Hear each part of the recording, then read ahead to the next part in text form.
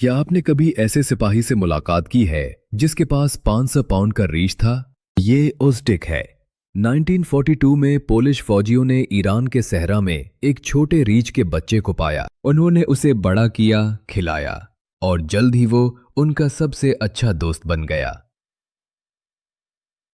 ओज़ेटिक सिर्फ एक पालतू जानवर नहीं था, वो सिपाही की तरह सलाम करता था और मुर्दों के साथ कश्ती भी लड़ता था। जंग शिद्दत इख्तियार करने के साथ ही ओज़डिक को बाकायदा तौर पर प्राइवेट रैंक में फौज में भर्ती किया जाता है। मिनट की कैसीनो की जंग में सबसे बेहतरीन मौजज़ा हुआ था। धमाके के दरमियान ओज़डिक सामने की लाइन में भारी गोला बारूद से भरा हुआ डब्बा उठा रहा था।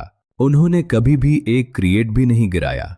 उन्होंने दुनिया के सामने हकीकी वफादारी का मतलब दिखाया है। जंग के बाद ओज़डिक एक हीरो बन जाता है और अपने बाकी दिन एडिनबर्ग चिड़ियाघर में गुजारता है। अब भी लोग इस नाकाबिले यकीन सिपाही बेर की बहादुरी को याद करते हैं। हम आपको विलेक्सस में दोबारा देखने के लिए बेसब्री से इंतजार कर रहे हैं। तारीख के मजीद मुनफरिद राजों को बेनकाब करने के लिए सब्सक्राइब करें।